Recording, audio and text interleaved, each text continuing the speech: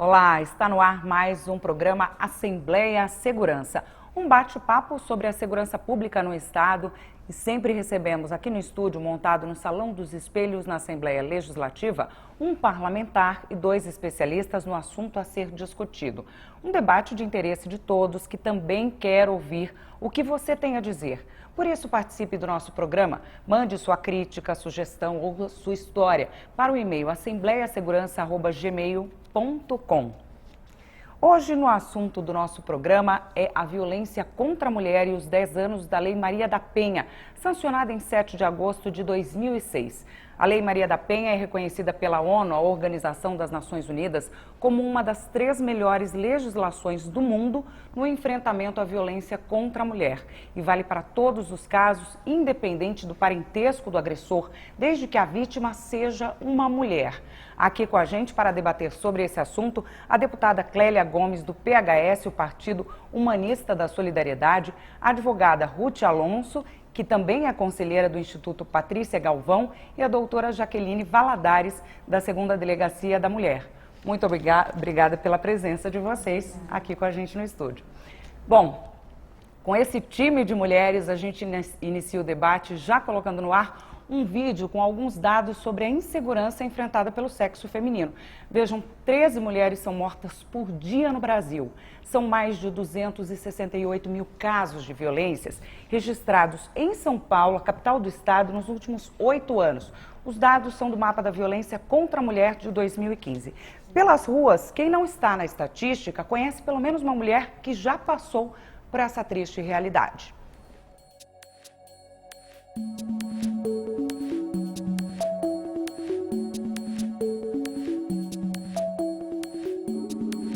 Já vi muito caso assim. A pessoa não nem dá parte, porque a lei não faz nada, ou ela volta para casa e o homem bate de novo.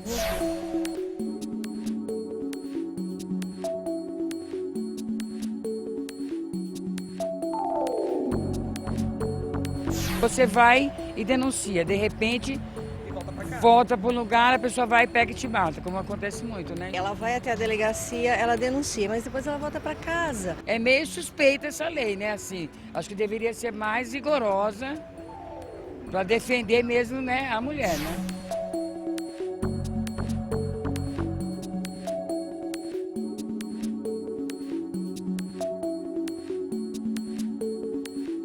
Você conhece alguma delegacia da mulher? Tem uma perto da minha casa, na 28, na freguesia do Alto. Perto da sua casa. E outras? Não sei onde tem. Essa daqui é uma? Essa daqui? É. Eu trabalho aqui há muito tempo, não sabia. Dificilmente alguém mexe com homem, né? Geralmente é mais a parte mais fraca que a mulher. Eu acho que ainda existe uma cultura assim masculina que acha que se a mulher está se mostrando muito é porque ela está suscetível a ser, tá pedindo. Umas reclamam, as outras ficam com vergonha, porque acha que o pessoal acha que elas são culpadas. Precisa que as próprias mulheres, né, vão atrás, porque eu acho que elas ainda sentem um pouco de medo.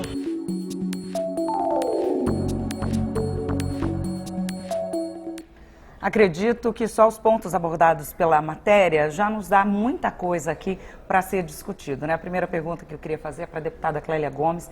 Deputada, a Lei Maria da Penha completa 10 anos. Por que ainda tantas ocorrências têm aumentado? O que a senhora sente?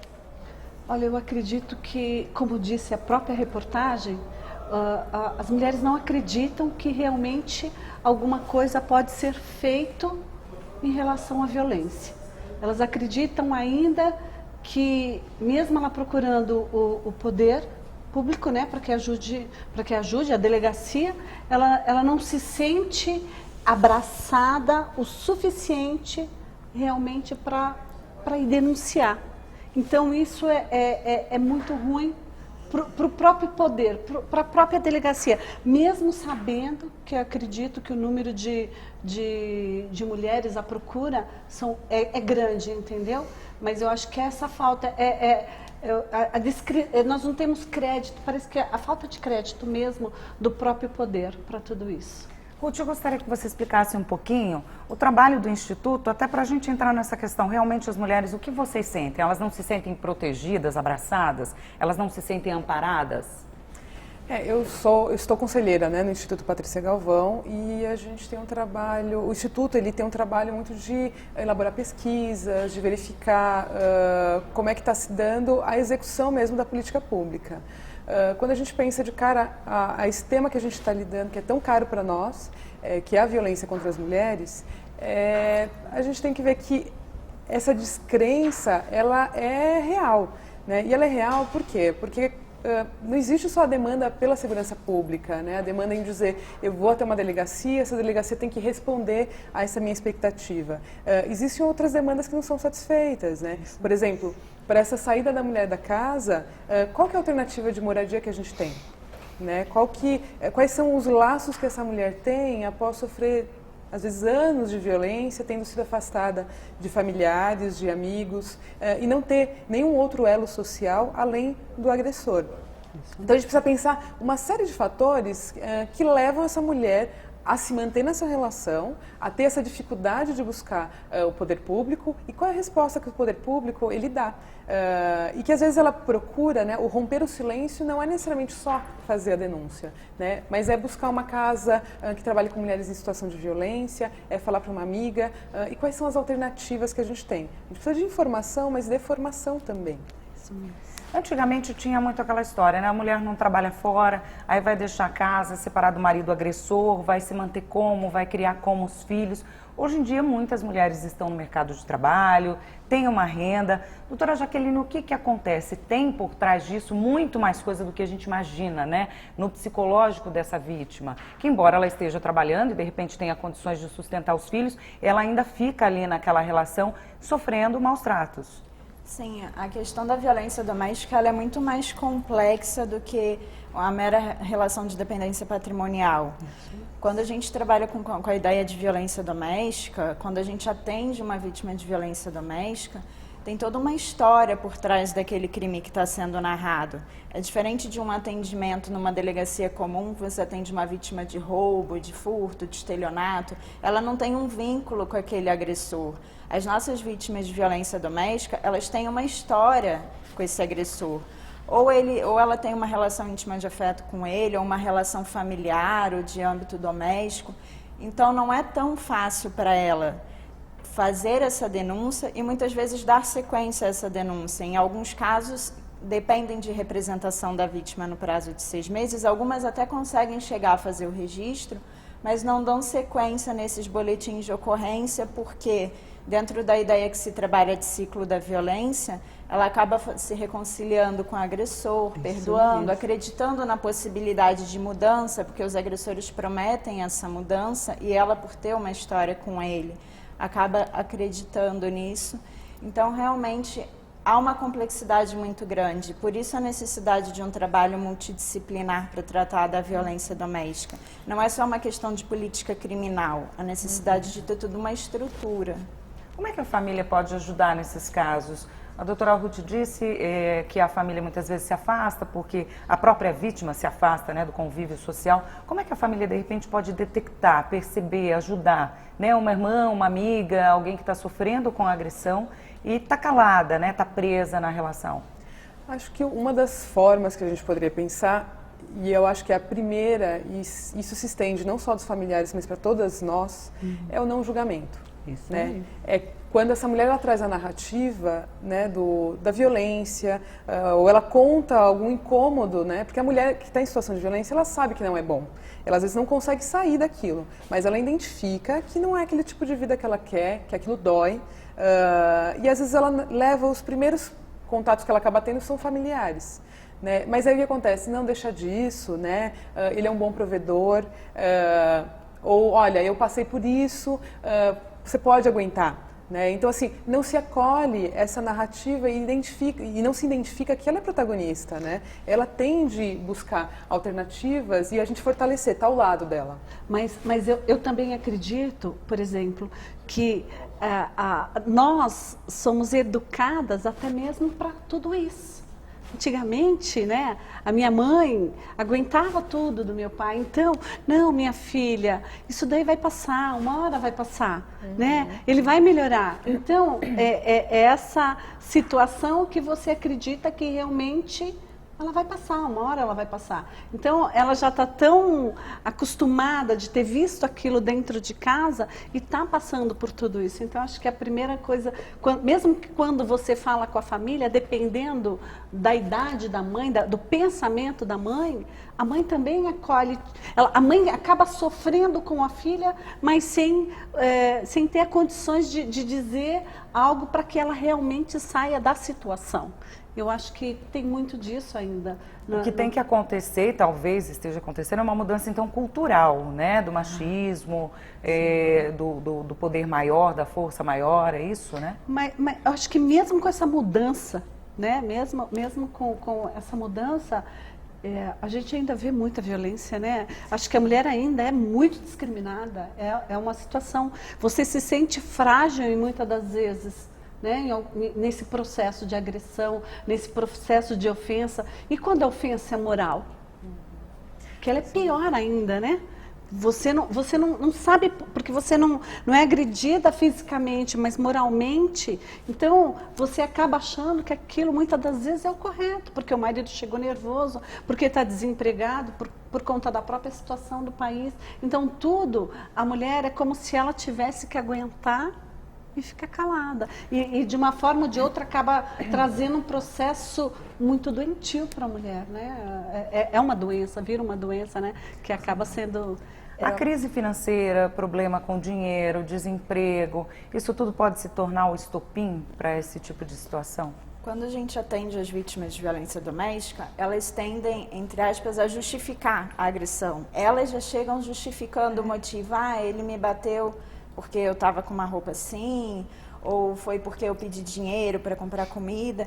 Então, a questão da crise financeira, realmente, ela traz um impacto nas relações domésticas por N motivos, porque ela traz animosidades dentro da casa, a família fica estressada pela falta de recursos financeiros, então acabam ocorrendo mais brigas, e nessas brigas a mulher, que é a parte vulnerável, acaba sendo agredida tanto física quanto verbalmente.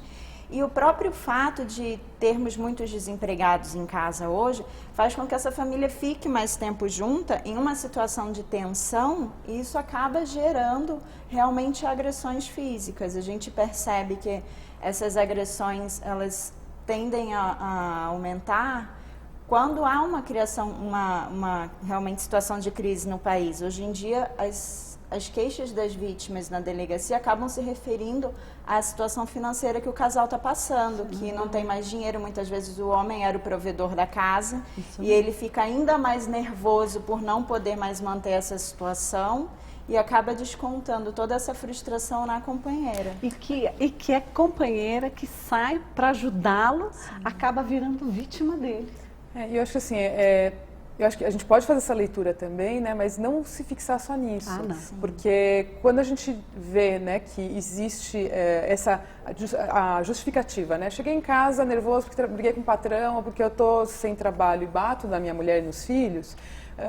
É curioso a gente perguntar por que ele não bate no patrão, né? E aí a gente está falando o quê? De uma relação que existe uma desigualdade.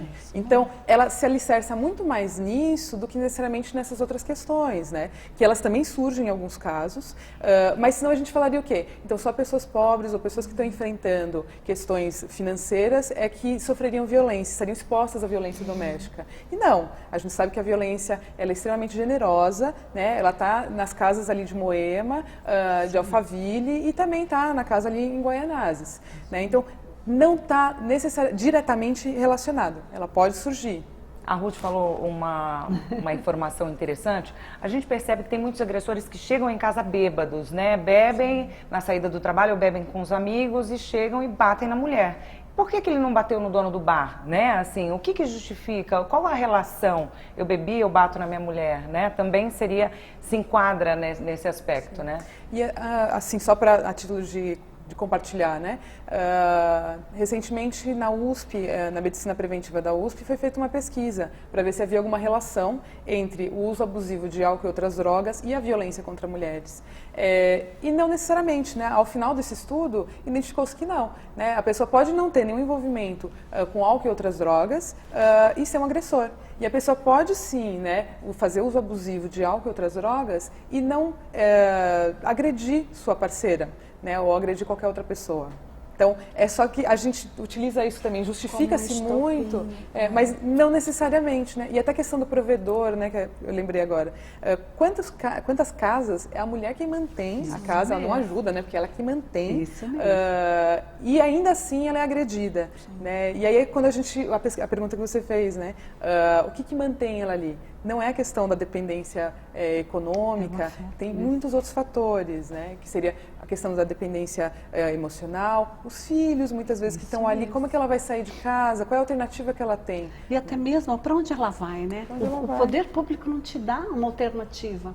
Ele não te dá, porque você sai de dentro de casa com 3 filhos, por exemplo, para onde você vai?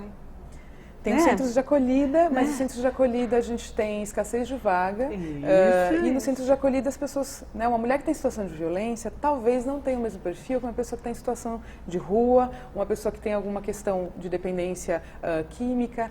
E aí essa mulher vai com os seus filhos, e que podem ser 3, podem ser 7 filhos. Isso mesmo. Como é que você acolhe nesse centro de acolhida? E eu não estou falando de abrigo sigiloso, porque aí dentro dos abrigos sigilosos a gente tem ainda outras questões, às vezes exigência de boletim de ocorrência. São outras situações, né? A dificuldade de, mas espera aí, essa mulher ela faz uso de algum medicamento, poxa, depois de 10 anos de violência, será que ela não vai ter alguma questão psicológica, talvez? Que ela vai precisar desses acessos, né? Ou, ela tem 7 filhos, a gente não vai acolher os 7 filhos.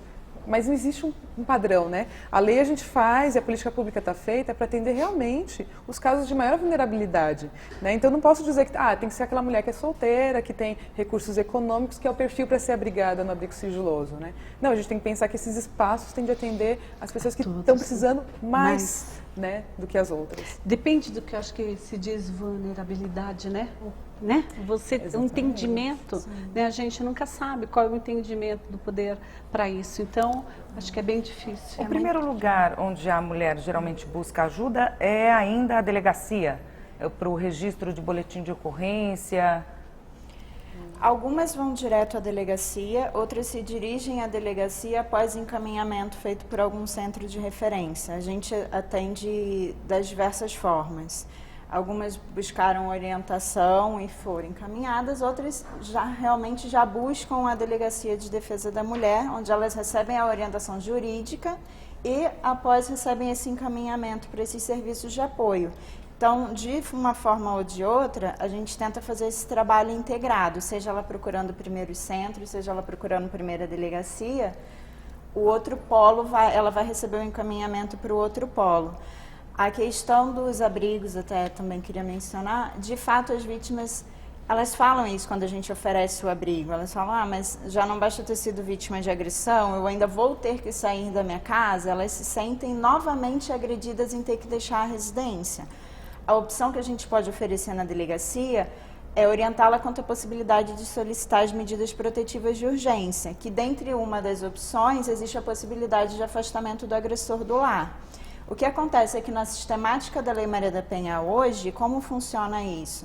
A vítima faz esse pedido de medidas protetivas, normalmente ela faz perante a autoridade policial, o delegado tem 48 horas para encaminhar esse pedido ao judiciário, que legalmente também teria 48 horas para decidir, o que nem sempre acontece, em razão até da sobrecarga de trabalho do judiciário. Quanto tempo, Jaqueline, demora então, isso? Legalmente o juiz teria 48 horas, mas existem casos de demorar até 1 mês.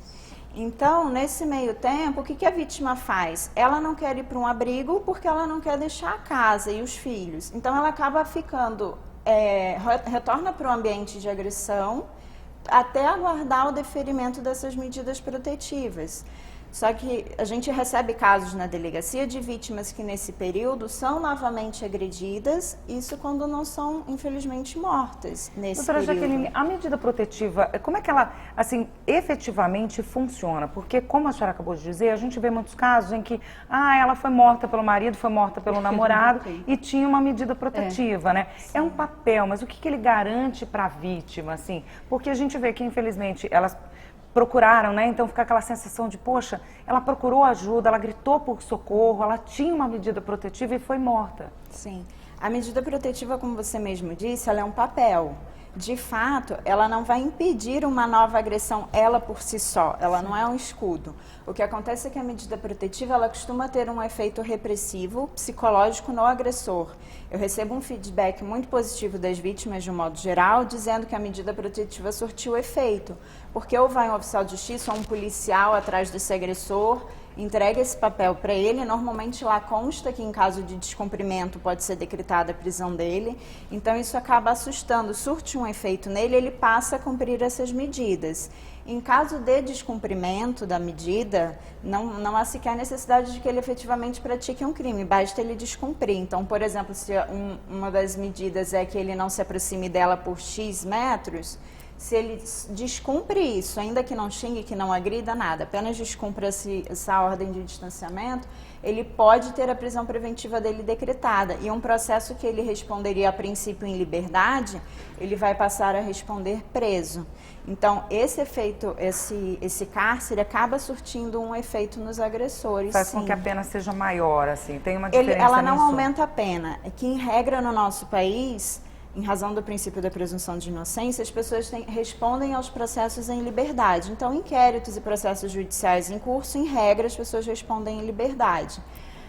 O descumprimento da medida protetiva, ele é um requisito para a prisão preventiva. Então, se esse agressor ele descumpre a prisão preventiva, ele, entre aspas, perde esse bônus de responder em liberdade e passa a responder esse processo preso. Nesses casos em que a vítima, de repente, foi morta, algo assim, isso ajuda para deixar com que a pena do agressor seja maior ou não? Se já havia uma medida protetiva decretada, o juiz vai considerar isso na dosimetria da pena de eventual feminicídio ao qual o agente será condenado, isso sem considerar o crime anterior que ele já estava respondendo, pelo qual a medida protetiva foi decretada. Então, uma lesão, uma ameaça anterior que ensejou a protetiva, mais o feminicídio que ele praticar. Doutora, deixa eu fazer uma pergunta. Quando você tem uma medida protetiva e que esse agressor, ele passa, né? Ele passa dos 500 metros para chegar até a vítima. E a vítima não fala nada, porque a vítima está com medo. A senhora acha que a tornozeleira eletrônica seria bom para essa proteção ou não? A tornozeleira, ela pode dar esse aviso às autoridades. As autoridades teriam como fazer um melhor monitoramento disso, porque hoje a gente depende da vítima trazer essa informação. E o que acontece? Eu acredito que muitas das vezes a vítima, ela não consegue observar o tempo todo. Sim. E eu acho que é por isso que acontece muito casos de morte. Eu acho que o que falta realmente é... Você está realmente vendo o que o agressor está fazendo a todo momento. Porque você consegue, acho que, não sei se diminuir, né? Acho que talvez diminuir um pouquinho das mortes, né? Porque é muita morte. Sim. Muita morte. É 13 mulheres por dia. Como assim 13 mulheres por dia? E inclusive esse próprio monitoramento seria algo concreto para o juiz analisar. Porque apesar de algumas vítimas trazerem para a gente, para o delegado, essa notícia de que está havendo descumprimento, a gente faz a representação pela prisão preventiva ao juiz e o juiz ainda vai analisar se ele vai decretar ou não. O que a gente acaba vendo na prática é que, em alguns casos, o juiz entende que não há provas suficientes do descumprimento e acaba não decretando a medida. Então, faz uma nova audiência, novamente advertindo o agressor, mas não dá não decreta essa prisão. Um exemplo desse de tornozeleira seria realmente uma prova irrefutável de que ele está descumprindo a medida. E que assim, por mais que a mulher, né, que já está com medo, chegue lá e diga, olha, ele está se aproximando, ele está muito próximo, e o juiz diz que não. Imagina a situação que ela fica, cada vez mais ela fica vulnerável a tudo isso. Então, por isso que eu acredito que a tornozeleira eletrônica seria um dos principais itens aí que eu acho que principalmente a Assembleia Legislativa teria que brigar, né? Porque nós temos um projeto aqui, né, de um deputado, do Raul Marcelo, do PSOL, que assim, é sobre a tornozeleira. E eu bato sempre nessa tecla que ela tem que ter, ela tem que existir essa tornozeleira, que é uma forma, acho que, da mulher se sentir muito mais protegida. Quando aquelas mulheres dizem, né, eu vou lá e não acontece nada. Eu acho que assim, ela pode colaborar, mas a gente também tem que... eu acho que a lei ela é feita de forma geral. Sim. E sobre o ideal. Qual é a nossa realidade? Por exemplo, né, eu vou ali para as periferias da cidade ou aqui no centro mesmo, né? A pessoa mora num cortiço ou ela mora, né, numa casa do lado do agressor, com os familiares todos ali. Como é que você garante esse afastamento? Né? E pensando que esse afastamento também tem que se dar preservando a dignidade, né, dela, né, da mulher, mas também que não tem que violar também a dignidade do agressor. Do homem, que ele, naquele momento é um agressor, né? Mas assim, como é que a gente garante isso em situações que não são as ideais? Né? Eu acho que assim, pode colaborar a tornozeleira. E aí pensar que também, nesse lugar, né, eu consigo acionar a polícia entra ali, qual que é a minha referência da polícia também naquele lugar? Né? Essa discussão sobre como viabilizar o uso da tornozeleira, a gente vai discutir daqui a pouquinho, tá? Agora a gente vai fazer um pequeno intervalo, uma pausa no debate que está muito bom, né? A gente está aqui levantando o dedinho para falar.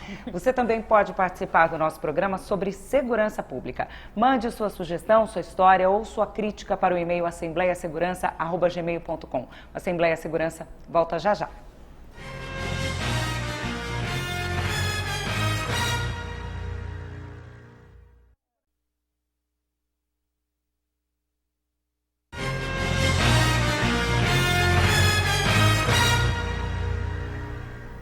Estamos de volta e o debate de hoje é sobre a violência contra a mulher e os 10 anos da Lei Maria da Penha no Brasil. Aqui com a gente a deputada Clélia Gomes, do PHS, a Ruth Alonso, que é advogada e também conselheira do Instituto Patrícia Galvão, e a doutora Jaqueline Valadares, da 2ª Delegacia da Mulher. Nós estávamos no bloco anterior falando sobre a viabilidade do uso ou não da tornozeleira eletrônica para o agressor.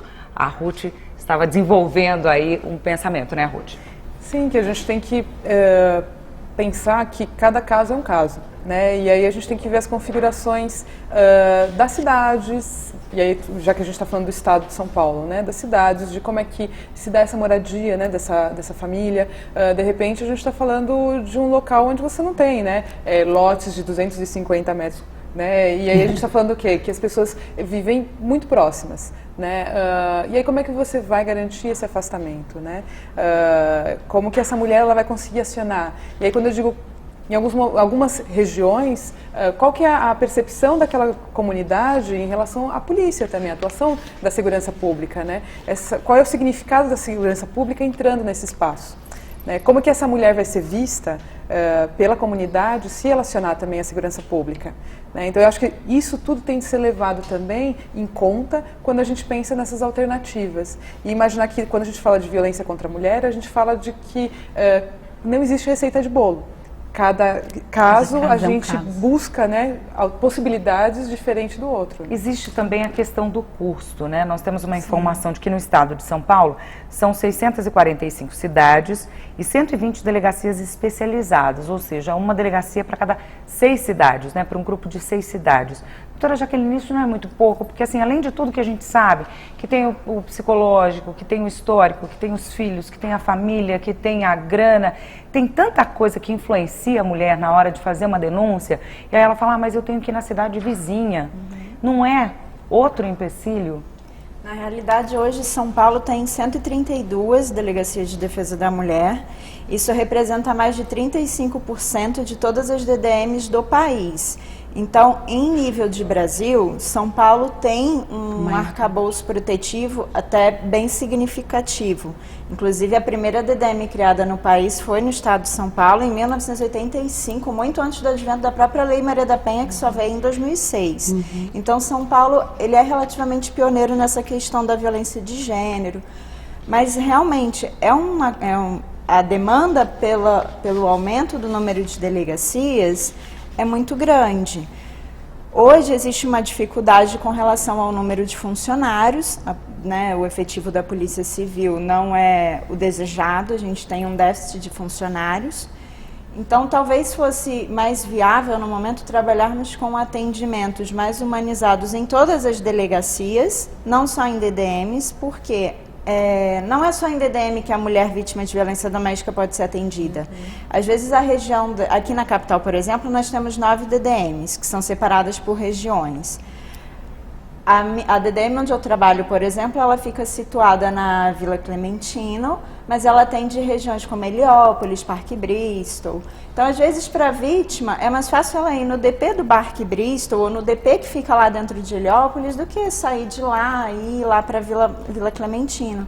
Então, se ela se sentisse à vontade o suficiente em qualquer delegacia, talvez fosse ainda melhor, porque todas as cidades praticamente hoje têm uma delegacia. Na matéria que nós mostramos no começo do programa, uma das mulheres fala, mas a gente é atendida por homem. A gente teve um caso que ficou muito em evidência na mídia nacional sobre o estupro coletivo no Rio de Janeiro, né? A menina disse que eles duvidaram dela, enfim, como é que fica essa história? Assim, porque não tem profissional mulher suficiente para atender, né, toda essa procura. Sim, na verdade eu acho que a gente, quando fala em violência de gênero, a gente está falando em preconceito. Eu acho que a gente também tem que tirar esse preconceito da cabeça de que o homem não pode ser um bom policial, um policial que acolhe. Hoje eu trabalho lá numa delegacia que tem policiais homens e o policial lá que mais recebe elogios na minha delegacia, formais de vítima, é um policial do sexo masculino. Eu tenho vítimas que só gostam de ir no plantão dele, que se sentem à vontade com ele. Então é uma questão muito mais de você ter um policial receptivo do que você ter necessariamente um policial homem ou uma policial mulher. É óbvio que, estando em uma DDM, é fundamental que existam policiais femininas ali. Porque dependendo do que ela for contar, independente de ser um bom policial homem ou não, às vezes ela não se sente à vontade de contar para uma mulher, principalmente quando são casos de estupro, ou melhor, de contar para um homem. Então eu tenho casos de vítima de estupro que elas, de pronto, elas já falam, não, eu quero ser atendida por uma mulher. Então eu entendo que há necessidade de, em todas as delegacias, haver uma policial feminina. Mas eu tenho policiais homens que são extremamente elogiados porque eles gostam do que fazem, eles têm esse trabalho, foram bem trabalhados para acolher a vítima.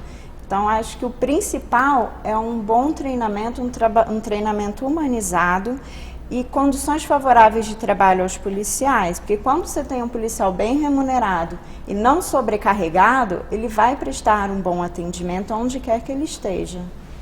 Eu acho que assim, né, por exemplo, os centros de referência da mulher, né, eles majoritariamente, se não a composição de trabalhadoras ali são mulheres.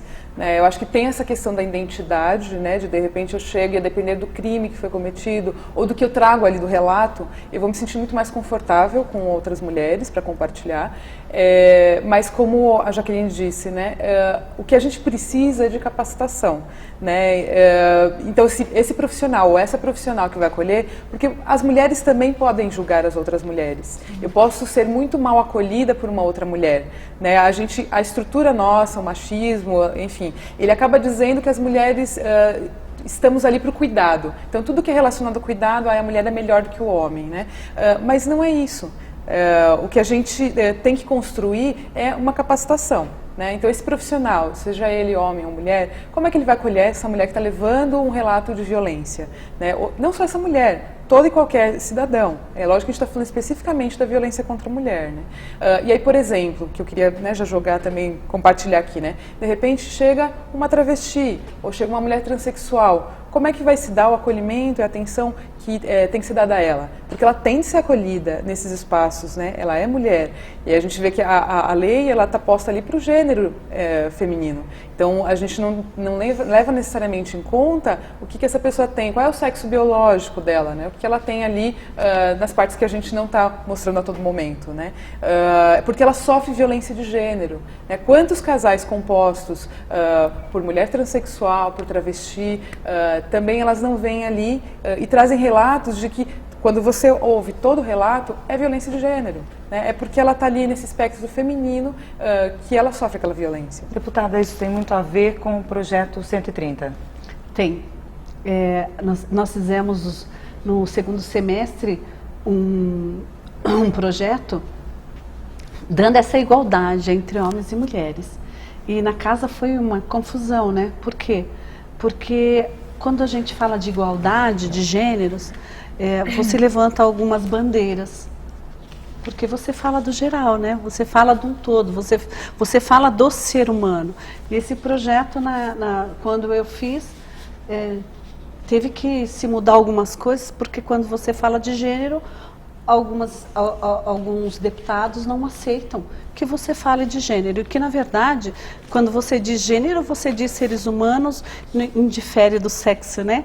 Indifere da posição, da postura que ele está.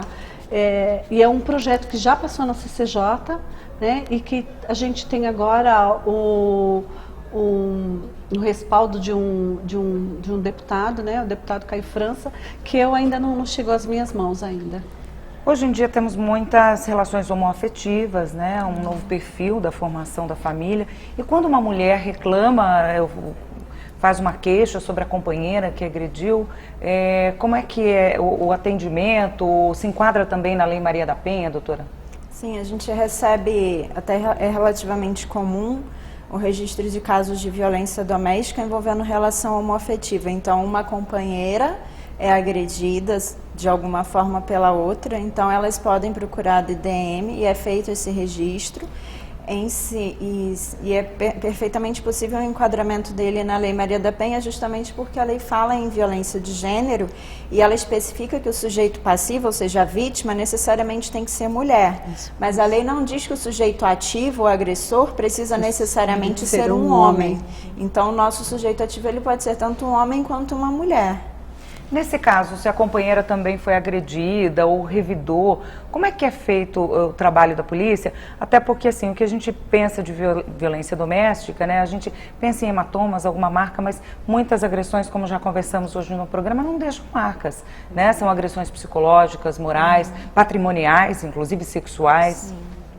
Não, o registro ele é feito e, consequentemente, dependendo do caso, vai ser instaurado inquérito policial e isso tudo vai ser apurado. Com relação à eventual agressão recíproca, isso é avaliado porque a gente trabalha com a questão da legítima defesa no direito. Então, vai ser necessário apurar quem foi que agrediu primeiro, se a outra pessoa atuou em legítima defesa ou se ela se excedeu em eventual legítima defesa e passou a ser uma agressora também. Então, para isso, a gente tem um inquérito, para apurar todos esses meandros. E o agressor, né? O marido, o agressor, o homem, a mulher, a vítima fez uma queixa e ele disse que foi agredido também. Como é que funcionaria nesse caso? É o mesmo raciocínio, a gente vai precisar analisar o caso concreto. Então a gente trabalha com a vítima, foi procurar, a princípio ela vai constar de fato como vítima no registro, vai ser instaurado um inquérito para apurar tudo isso. Não é incomum que o agressor ele venha com esse argumento de que ela o agrediu primeiro, que ele só tentou segurar, mas a investigação ela serve justamente para isso. Então vão ser ouvidas, normalmente é um crime que não tem testemunhas presenciais, né? Então a gente trabalha com outros indícios, com pessoas que convivam com aquele casal, que saibam do histórico de comportamento, eventual histórico até do próprio agressor nos registros policiais. Tudo isso vai ser levado em consideração na hora do delegado formar a convicção dele para um eventual indiciamento desse agressor. Então, todo o cenário que circunda aquele caso apresentado, ele é considerado. A gente fala muito da agressão, da marca, acabei de falar, do hematoma, tem essas outras agressões sexuais, patrimoniais, morais, psicológicas. A agressão, quando ela já deixa marcas, a gente já falou sobre isso, mais difícil da mulher tomar coragem, ir lá e enfrentar essa situação e se livrar dessa situação em que ela é submetida. E nesses outros casos de agressão, é mais difícil ainda? Tem a dificuldade de ela perceber que aquilo é uma agressão, né? Porque é isso, quando você vê o braço quebrado, né, o olho roxo, ele é visivelmente, né, notável de que houve uma agressão. Mas, de repente, essa violência, né, psicológica, você não vale nada, né? O controle, tira esse batom, tira essa roupa, o quanto que isso vira... A gente usa, às vezes, né, como, não, é o ciúmes e tal. Não, o ciúmes, ele não é, uma demonstração de amor, né? Ele é o controle, ele é posse. E aí, de repente, isso não é entendido como uma violência. E aí, como que sou acolhida também para alguém. Olha, ele está controlando minha roupa, ele queimou minhas roupas, né? Ele rasgou as minhas fotos, ele me chama de inútil. Como é que as outras pessoas vão me acolher? Né? E aí, assim, até de repente, na narrativa de mulheres que procuram lá a casa onde eu trabalho, então, e aí eu quis registrar o boletim de ocorrência, mas não tinha elementos talvez tão materiais, a depender de onde ela procurou, né? E aí, me encaminharam talvez para o IML. Tinha só um arranhão, né? E aí, assim, até o perito virar, mas só tem um arranhão? É só isso que ele fez? O quanto que não é quantificado, não é levado em conta todo esse histórico de anos, né, de violência psicológica, a violência sexual que, de repente, tem um histórico, mas não aconteceu o episódio naquele momento, então, eu não levei, mas tem um histórico, né? A violência patrimonial, entre outras, né? Então, é muito difícil. Só que é por isso que a gente tem que pensar, como a Jaqueline trouxe, o quanto que é importante esses centros de referência, né, das mulheres, as casas, estarem atuantes. Porque aí é onde a gente acolhe essa mulher e ela vai, a partir da história que ela traçar, ir identificando que essas ações ou essas falas, elas não são de expressões de amor, né? É de controle, são violentas, e ela vai se fortalecendo para ela decidir sobre a vida dela, né? E aí não necessariamente é ruptura, mas ela vai decidir a vida dela. Nós estávamos falando até agora sobre o psicológico da mulher, né? Como é que ela bloqueia aquilo, né? Alguém falou da marca, ela tem que mentir, mas se ela não tem que mentir, de repente ela vai aguentando aquela situação. Mas a doutora Jaqueline tem uma informação sobre um projeto que trabalha o psicológico do agressor, né, doutora? Sim. A Polícia Civil aqui de São Paulo, ela implementou um projeto que começou em Diadema e está se estendendo pela Grande São Paulo, que se chama Homem Sim, Consciente Também. A ideia é convidar agressores ou possíveis agressores a participar espontaneamente desse projeto que visa a conscientização do homem com relação a essas questões da violência doméstica, da violência de gênero. Então, diferentemente do que ocorre hoje, já em que o agressor participa desses projetos por determinação judicial, como uma pena, esse projeto implementado pela Polícia Civil, esse agressor não foi condenado, ele está sendo convidado ainda a um inquérito ou uma investigação. Quando há, às vezes é só um caso de boletim de ocorrência, ele é convidado a participar desse projeto. Então, por ser algo espontâneo, que parte dele, a receptividade é muito melhor.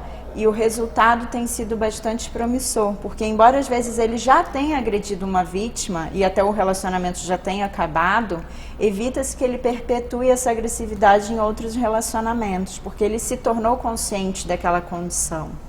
Eu só queria aproveitar também para publicizar que aqui, embora os projetos com os homens agressores, eles sejam muito escassos ainda, né? A gente tem aqui na cidade de São Paulo o coletivo feminista Saúde e Sexualidade, que trabalha com homens agressores, e tem uma experiência também em Santo André, junto acho que a Secretaria de Política para as Mulheres, que também tem trabalhado com os homens agressores. E é uma previsão também da Lei Maria da Penha, né? Que eu acho que o mais maravilhoso, né, da Lei Maria da Penha são essas previsões, né? Não necessariamente, lógico, tem a possibilidade aí do encarceramento, né, da punição do agressor, mas as questões preventivas, né? Tudo que ela traz ali para a gente trabalhar preventivamente a violência doméstica e de gênero. Eu acho que isso falta informação para a população, que a população não sabe disso. Então, a mulher se sente da forma que ela disse, desamparada. Toco mais uma vez nesse assunto, né? Acho que a gente tem tantas situações, tantas coisas boas acontecendo que vocês estão fazendo e que, na verdade, a população não sabe. Então, acho que falta informação. Acho que falta informação da polícia, do poder público, falta informação em geral para que a mulher deixe de se sentir tão desamparada.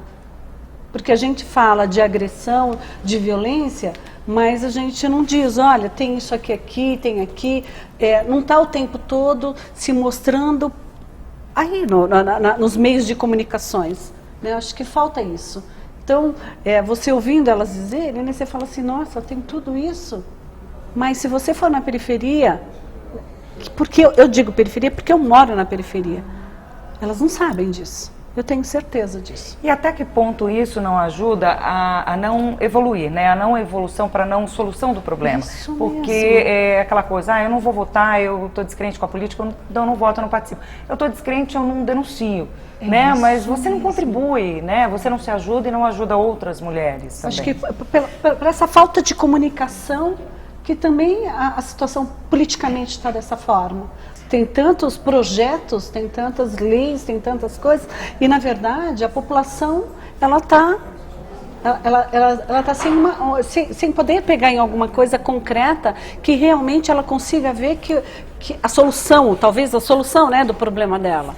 Que ela acha que é a solução. A gente tem a percepção de sempre é algo muito maior, né? É sempre um outro.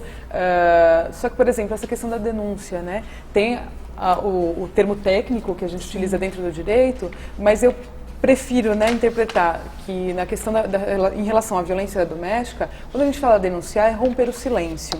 Então, eu posso romper esse silêncio na UBS. Quando eu vou em atendimento, e aí eu tô com esse braço, né, machucado, alguma coisa assim, de conseguir falar naquele espaço que aquilo é violência, né, ou que eu sofro violência.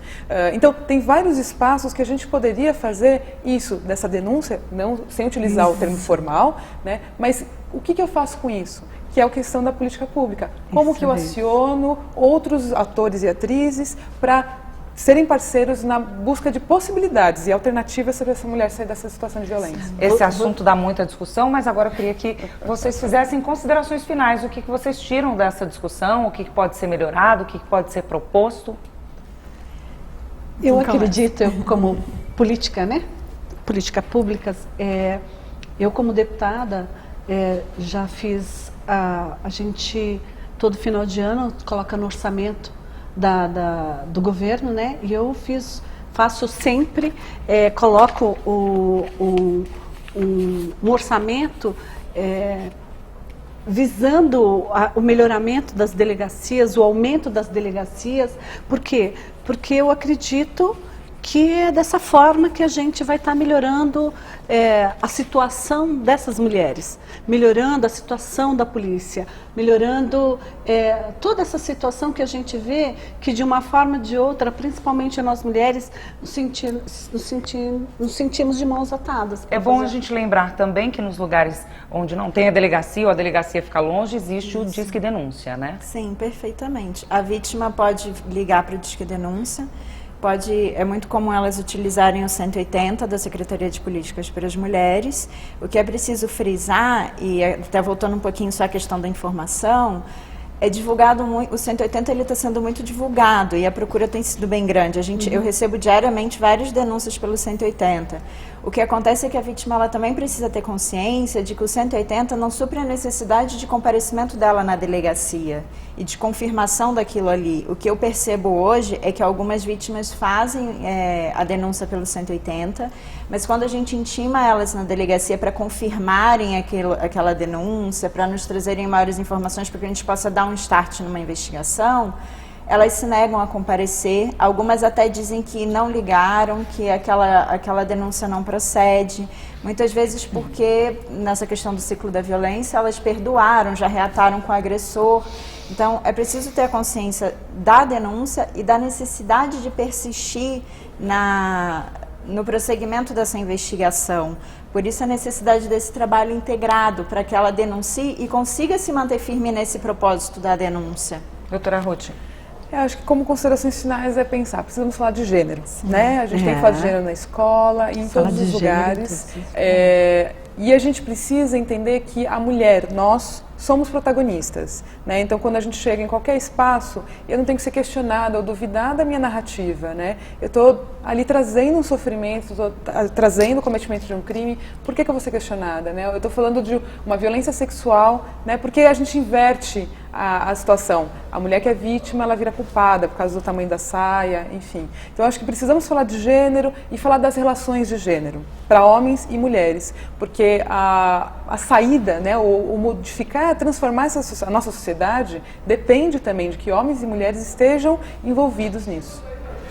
Aqui no Salão dos Espelhos da Assembleia Legislativa de São Paulo, onde nós estamos, nós contamos com algumas esculturas, com alguns quadros, todos do acervo da Assembleia. Tudo que está aqui e muito mais está disponível para visitação. O horário é de segunda a sexta-feira e não se esqueça que você também pode participar do nosso programa. Manda sua sugestão, sua dúvida, sua história. O e-mail é assembleiasegurança@gmail.com. Muito obrigada pela participação de vocês e muito obrigada pela audiência de você que está em casa.